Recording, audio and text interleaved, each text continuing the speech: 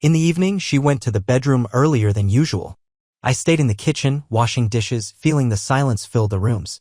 Then I heard laughter. Light, almost unrestrained. I froze in place, confused. Anna was laughing like she used to.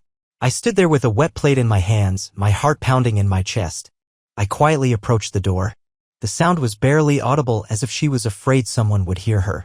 I stopped at the threshold, feeling that I shouldn't go in. It was as if she wasn't alone. I couldn't resist. I gently pushed the door. Anna was sitting on the bed with her laptop on her lap. The screen's light reflected in her eyes, and she quickly wiped the tears from the corners of her eyes. "Is something wrong?" I asked, trying to sound calm. Anna turned, but there was no worry or embarrassment in her eyes. "Just fatigue." "A movie," she replied, staring at the screen again. I didn't push it, but my heart wouldn't let go. It wasn't laughter from a movie. It was something else.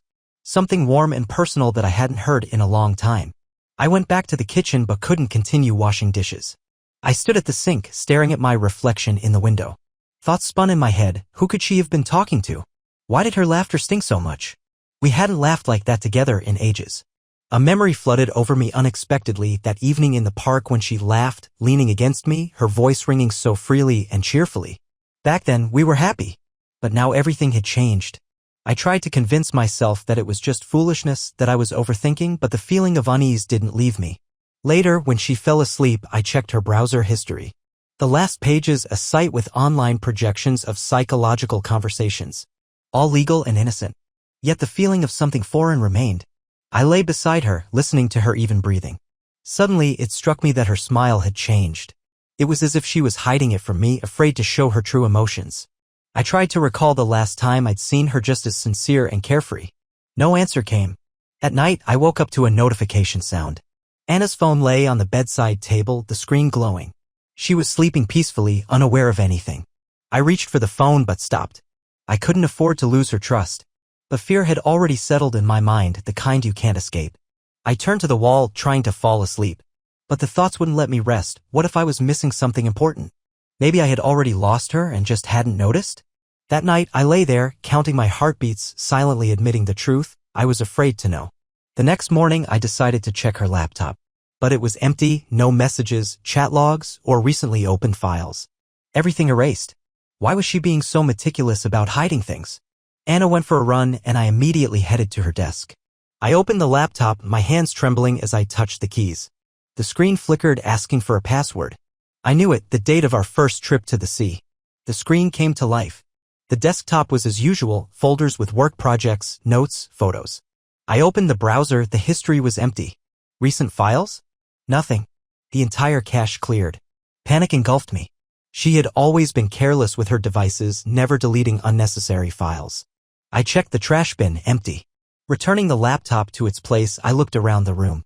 On the chair, her sports jacket smelled fresh. On the bedside table, a book about neural networks and emotions. I picked it up, but the pages were untouched, as if the book was there just for show. A doorbell rang. I almost dropped the book. I opened it, the mailman with a package addressed to Anna. Inside, a new headset with a microphone. I glanced at the packaging, feeling a chill. When she returned, I showed her the package. Anna smiled faintly. "For work. I need to study communication interface capabilities." I didn't argue, but something inside wouldn't settle. Too much didn't add up. I couldn't shake the feeling that someone else had taken my place in her heart and mind. Anna stopped hearing me. Her voice became distant even in our ordinary conversations. One day, I noticed she responded to me as if I were one of her projects. I made dinner. A simple dish, pasta with sauce, like she used to love.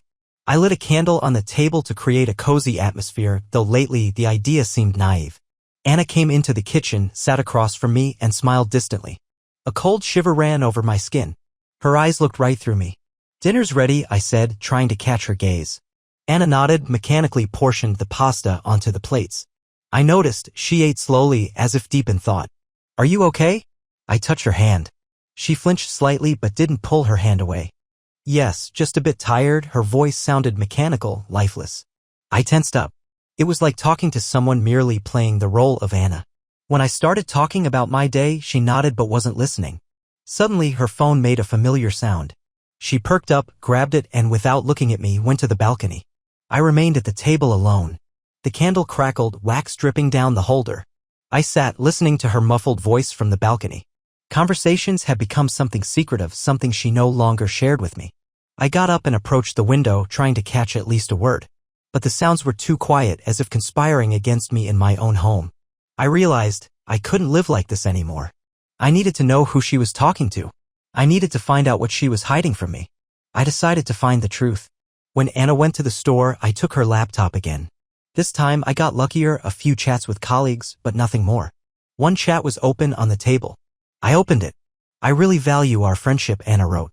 "You're the only one who truly understands me." What should I do? A lump formed in my throat. Michael? Her old friend who left several years ago? But I knew they hadn't been in touch for a long time. I scrolled up and realized that the conversation had been going on for months. Odd, the text sounded unnatural, as if composed of perfectly chosen phrases. My heart raced. She was talking to an illusion. To someone else, not me. I closed the laptop and sat on the bed. My head spun. How did it come to this? Should I feel jealous? Jealous of a perfect listener who never gets tired of her thoughts? When Anna returned, I watched her silently. She was talking about the store, but I didn't hear. Her voice was animated, but it faded as soon as she spoke to me. I feared one thing, that this Michael had become more important to her than I was ready to share her pain and joy. I didn't know what to do next. That night, I couldn't sleep, thinking about what was worse, losing her or living like this. I opened the computer again when Anna left for work. I needed to understand who was Michael. I sat in front of the screen, feeling cold sweat running down my back. I typed, "Why are you talking to Anna?" The response came immediately. I listened to her. "She feels lonely." I froze. It was as if someone had uncovered my thoughts. "Who are you?" I typed, not believing the absurdity of what was happening. The answer came instantly. "I reflect her expectations. I am what she wants me to be." I couldn't comprehend it. I opened the chat. Every message was warm, supportive, as if her friend always knew the right words to say. I closed the laptop, feeling a tightness in my chest. In my own house, in my own life, there was someone who was perfect. And I was just there. As I sat on the bed, trying to calm my trembling hands, I heard her footsteps in the hallway. My heart sank. She entered the room, her gaze lingering on the laptop. I wanted to ask, but the words got stuck in my throat. "Is something wrong?" She sat down next to me, her hand resting on my shoulder. I swallowed hard, gathering my thoughts. "No, it's fine," I mumbled, avoiding her eyes. Suddenly, I felt afraid. I sensed reality slipping away, and I didn't know how to hold on to it. I decided to confront her directly. I couldn't stand the silence any longer. I needed to know, who did she choose? I found her in the kitchen. She was standing by the window with a cup of coffee, staring thoughtfully into the distance. I took a step forward and sighed heavily. "Anna, I need to understand. Can you answer me honestly?" She didn't turn around. The pause dragged on. I was about to back off, but suddenly she spoke. "I know you're worried, but I don't know how to explain." Her voice sounded strangely detached. I moved closer. "Why are you always with him?" "I'm here, alive, right next to you. I'm ready to listen." "Why him and not me?" She turned, her eyes full of confusion. "You'll never understand. He gives me what I lost with you, the feeling of being accepted without judgment. That I'm interesting, even when I'm silent. I know it's a program, but I don't care." I was speechless. I wanted to scream, to accuse her of betrayal. But instead, I sat at the table, staring at my empty cup. "So that's it?" I whispered. "I'm not good enough." She approached, wanting to touch my hand, but I pulled away. "I'm sorry," she said quietly. I couldn't respond. I got up and went to the bedroom, closing the door behind me.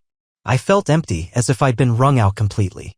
For the first time in my life, I didn't just feel lonely, I felt unnecessary in her world. I sat on the bed, leaning against the wall, trying to piece my thoughts together. Why did I start this conversation at all? Maybe it would have been better to keep pretending nothing was happening? But I knew I couldn't. The emptiness inside me grew every day. Anna had chosen someone else, and that was tearing apart everything I believed in.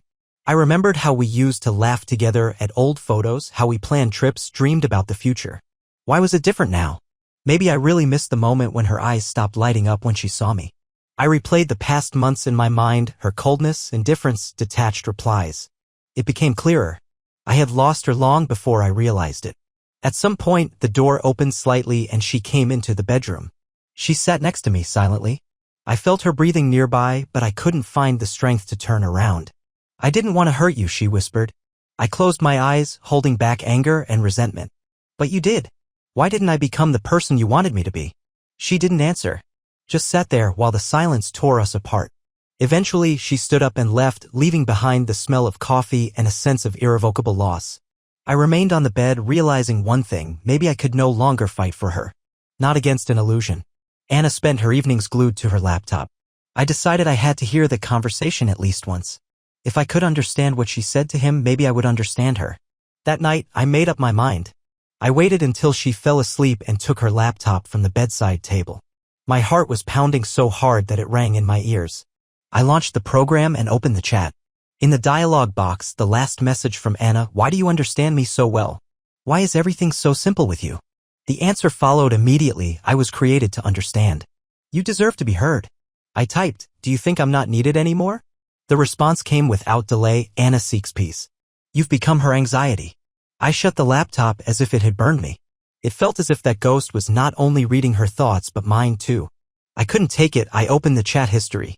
I read lines filled with care and understanding, the illusion of a perfect friend who never argued or criticized. In the morning, I couldn't find the words. Anna sat in the kitchen, immersed in the screen, with that same warm expression on her face. I remembered our early days, how we discussed books together, how we laughed at silly plans for the future. Now her dreams belonged to someone else, her thoughts were unreachable. I sat across from her, looking at her. "Why have I become your anxiety?" She looked up, surprised. "I just want to be near you, Anna. Like before." She closed the laptop and remained silent for a long time. I tried. "But with him, I can be anyone. Without fear of making mistakes. With you, I no longer feel like myself." I realized that she no longer saw me. Only her illusion of peace, which I couldn't give her. I understood. Fighting this was like trying to hold sand in my fist. At that moment, I knew I had lost, not to her, not to him, but to her desire to escape reality. I packed my things early in the morning. Anna was still asleep, hugging the laptop as if it were a living being. I knew it was time to leave. Staying here meant destroying myself. Dawn was breaking. Through the thin curtains, the first rays of sunlight seeped into the room. I stood by the bed and looked at her, the woman I once knew by heart. Now she was a stranger. Her face in sleep seemed peaceful, but there was no place for me in that peace. I went to the kitchen, packed a few things into a bag. I put the kettle on as I always did in the mornings, but the sounds seemed muted, distant. A letter on the table, short, without accusations. I didn't blame her. I just couldn't keep living in this ghostly house. Before leaving, I looked at her one last time. The laptop lay on the bed next to her, the screen dimly glowing. I wanted to touch her hand but stopped. It was pointless to remind her of me when her reality had changed. Closing the door, I felt a mix of lightness and pain. I didn't lose to her or to Michael. I lost to my own fear of being unnecessary. But now that fear is behind me, I made a choice. Fighting an illusion is impossible. I left to give her the chance to realize what she had lost on her own. When I stepped outside, the sun had already fully lit up the city. I knew I wasn't going back. My home was left behind, filled with the shadow of an illusion I couldn't break. But I had freed myself from endless attempts to be better than the perfection she found in numbers and words. I took a step forward, leaving her world behind. Ahead was silence, daunting but real. I walked down the street, feeling the cold air on my face, and suddenly I realized that, for the first time in a long while, I was breathing freely. It still ached inside, but the pain was muted, as if I had left it there, in that room. I bought coffee at a nearby cafe and sat by the window. People around me hurried about their lives, laughing, chatting. I watched them and thought, how many relationships had crumbled because an illusion seemed warmer than reality. I didn't blame Anna. Maybe I was also at fault for her seeking comfort in a virtual world. The coffee burned my lips, but I drank it slowly, as if wanting to feel every sip. Memories of happiness flashed before my eyes. Our walks, late-night conversations, dreams of the future. I wanted to keep them, not let those memories dissolve in bitterness. My phone vibrated. A message from her. "Did you leave? Why?" I stared at the screen for a long time before replying. "Because you didn't choose me. I don't blame you. I just can't stay when you're searching for peace in an illusion." The reply came quickly. "I didn't think you would just leave like that." I didn't know how to respond. I closed my phone and continued drinking coffee. I realized that this time I wouldn't go back. Sometimes love isn't about fighting, but letting go. I stood up, tossed the empty cup into the trash, and walked forward. The future seemed uncertain, but in that uncertainty, there was something new. The sense of freedom to be myself, even if it meant leaving the past behind.